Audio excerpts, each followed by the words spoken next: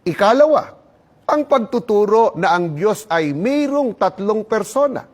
Kung paanong Diyos ang Ama, ay Diyos din daw ang Anak o ang ating Panginoong Hesukristo, ay Diyos din ang Espiritu Santo, ay labag na labag po sa pagtuturo ng banal na kasulatan mula pa po noon at hanggang ngayon. Yung Trinity or yung concept ng Trinity, nasa Old Testament na yan. Basahin natin to, Genesis chapter 1, verses 1 to 2. In the beginning, God created the heavens and the earth. Now the earth was formless and empty. Darkness was over the surface of the deep, and the Spirit of God was hovering over the waters.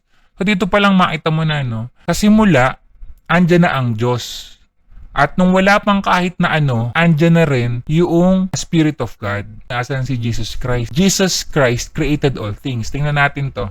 So sa Colossians chapter 1, verse 15 to 16, sabi dito, the Son is the image of the invisible God, the firstborn of over all creation. For in Him all things were created, things in heaven and on earth, visible and invisible, whether thrones or powers or rulers or authorities. All things have been created through Him and for Him. Isa pa, meron pa, no? Sa John 1:3, ang sabi, all things were made through Him, and without Him was not anything made that was made.